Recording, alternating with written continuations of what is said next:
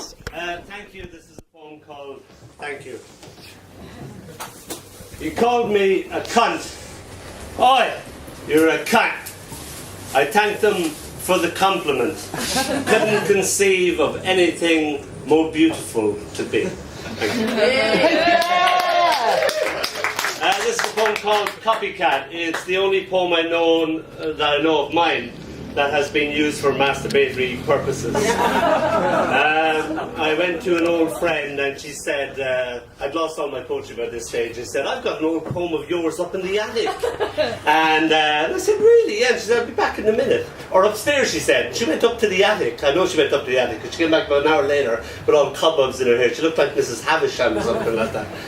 And I thought some masterpiece was going to come back to me that I really want, and instead it was Copycat. So this is Copycat. The sun in the morning steals stealthily across the blankets before sitting on my face. I do not wake. The cat in the morning crawls playfully over the blankets before sitting on my face. I wake. Oh, Tibbles, man! That's terrible! You, copying the cat, copying the sun. You, in the morning, slide sensuously across the blankets before sitting on my face. I can only smile, surrender to my fate. This is called When the Maid Drew That Broke the Mould. I sit and gaze, amazed, as you create a rubber mould of your vulva. You ask me what I think. Something else, but what's it for? It's for you, because I love all the things that you do to it. I smile, well, alright. For years your masterpiece held pride of place above our mantelpiece, created heated debate over how much was too much or how far was too far or it oughtn't to be allowed.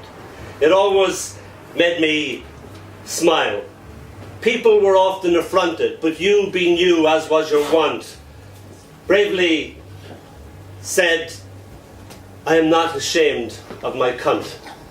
Years later, we broke up and it ended up in an attic, neatly packaged and covered with dried wild flowers. I wrote and asked if you wanted your vulva back.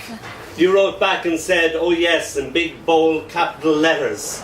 And so, like a Rosetta Stone, it was returned to its original owner, with a little note attached that simply said, thank you for the gift of this and for lending it to me for all these years. It was greatly loved and greatly missed, then sealed with love and a single kiss. Thank you.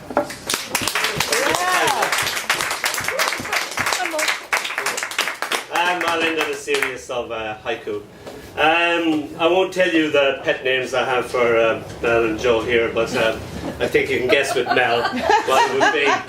It's too embarrassing to say. No, I won't say. So this is a haiku called Pet Names. He called her Yum Yums. She called him Cutie Wootie. Now just bastard, bitch. Those would end in tears. This is a haiku that depends on audience participation. I know haikus don't normally do audience participation. Haiku, 17 syllables. I only want audience participation on the first two opening syllables. Okay? So when I say the first two open syllables, you roar it back to me, yeah? Okay. Cool. Goes like this. It's called Handyman, by the way. Party! Party! I don't know what kind of parties you go to, but do that again. Party! Party! And your boob pops out, and I pop it back. I'm handy like that.